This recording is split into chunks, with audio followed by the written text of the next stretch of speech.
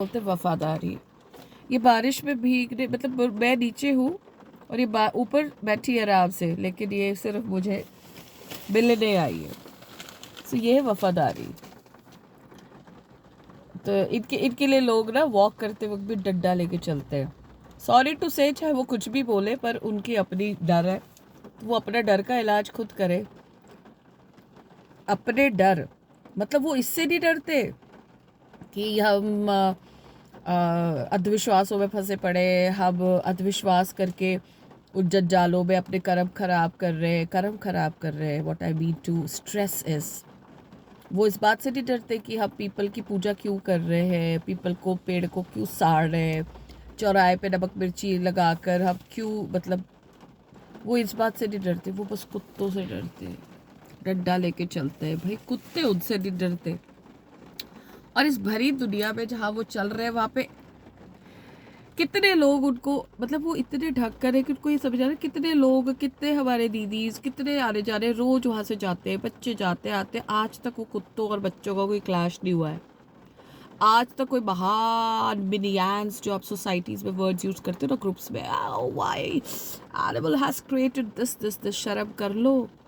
बोलना आपको लगता है बस बोल दिया, मजे ले लिए, बदनाम कर दिया? नहीं, इसके पीछे की बात मैं समझाना चाहती हूँ अपने ब्लॉग्स में। भाई तुम जो बोल रहे हो ना जुबान, तुम्हारे कर्म तुम्हारे चढ़ रहे हैं, बुरे कर्म तुम्हारे अपने को चढ़ रहे हैं, बच्चों लग रहे हैं। पुरानी शास्त्र पढ़ लो, अगर इतने अंधविश्वास में घुसे हो, चौराहे नींबू झाम ताम, रोज टन टन टन घंटी, these all are good, you know. घंटी बजाना, पूजा करना, पाठ करना तब गुड है जब उसका कोई मायने समझ आए असली।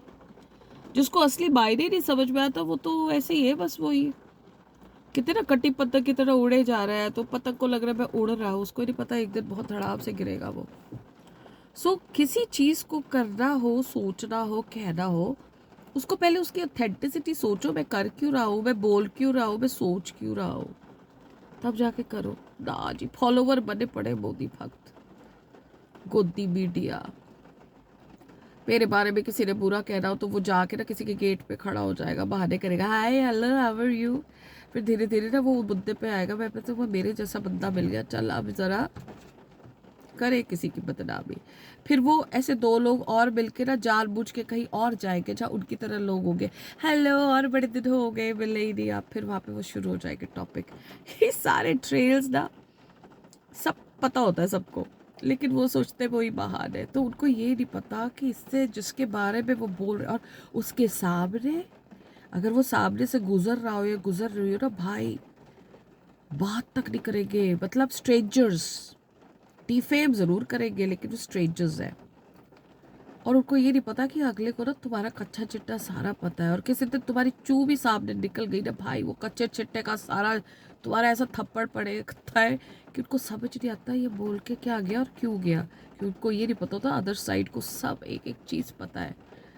The silence is power. चुप रहकर सब कुछ देखना समझना ना एक पावर है। और एक पावर और है कि वो कुछ कह नहीं रहा, वो ऑनेस्ट है। तो सोचो कौन पावरफुल है कर्मा के हिसाब से। तो दंड ऐसे मिलता है। और ये अज्ञानी आत्माओं को पता नहीं कब सदमति आएगी कि अपने बच्चों के लिए अपने लिए गड्ढा खोद रहे, यार छोटी सी जिंदगी है, जी लो। नहीं नहीं नहीं नहीं, हमें ना स्ट्रेस को बाहर निकालना है। हमारा ना बी टाइप है आजकल की वोकैबुलरी, बी टाइप। उस बी टाइप को क्वालिटी टाइप भी बना लो भाई। बी टाइप पार्क में बैठ के आए, पार्क में बैठो, कुछ अध्यात्म की बातें करो, फूल पौधे अच्छी बातें करो। पार्क में बैठ के ये जमावड़ा कौन सा होता है वो सब पता होता है हमें, और कौन कौन है वो भी पता होता है। लेकिन so we are actually saving our peace, our energy, पता सब कुछ है। तो कोई हमें देख कर या किसी शांत बंदे को देख कर ये ना सोचे वो बेवकूफ़ है। लेकिन उसके सामने अगर आप आ गए ना, भगवान ने ला दिया, तो उसको समझ भी नहीं आएगा कि ये जो पढ़ा है ना वो पढ़ा किस लिए है। तो पढ़ा इसीलिए क्योंकि आपका वो ट्रेल हमें सब पता है। तो वफादारी तो सीखनी इंसानों से कम है, कुदरत और अन्य जीव जंतुओं से ज़्यादा सीखो। शायद हम बच जाएंगे कुछ पाप कर्म करने से।